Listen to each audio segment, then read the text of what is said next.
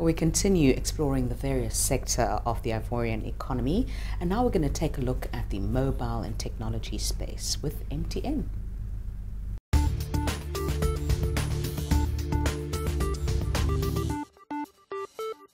Frank, thank you so much for chatting to us. So you are the leader here of MTN in the Ivory Coast. Firstly, tell us how it's going. MTN has been in the Ivory Coast market for the last 12 years. I think we came in 2005 after we took control of a local company that was called at that time Telecel. Yeah.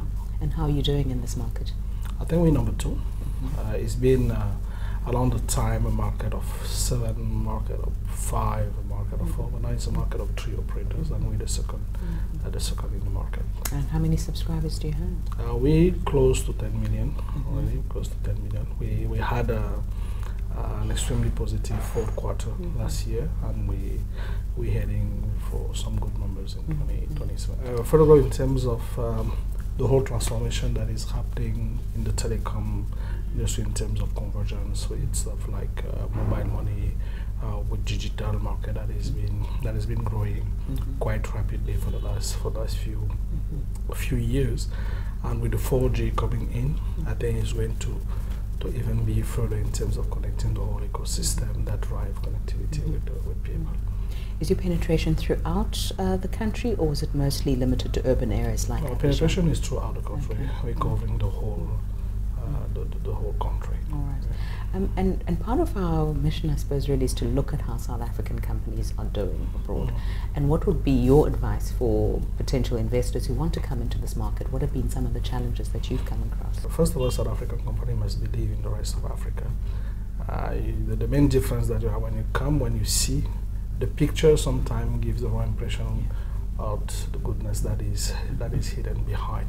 I think there is a strong need of willingness, and capability is really about how you interpret the social environment, how you deal with rules and regulation, but more than that is really to realize that there are extremely business cases that are extremely positive in the other part of Africa. It's just the willingness to come and discover and take time. In your view, where do the opportunities lie? In which sectors outside of your own? I think when you look at, if I take Ivory Coast, I think literally the whole distribution sector is literally available for disruption and logistics. It's a critical sector, and then you have agriculture in terms of transformation, because that's the one I see at the trading. Talking about technology, how strong is the network here and the infrastructure to communicate, mobile or otherwise? I think the infrastructure, at least talking from MTN perspective, the infrastructure is strong. It's good. We keep on investing every year to make sure that not just the basic infrastructure, but the infrastructure to be able to carry data, to carry high-speed data, and to connect the maximum of the ecosystem. I think infrastructure, surprisingly enough, because it's good and reliable infrastructure. Is there huge uptake of your data services?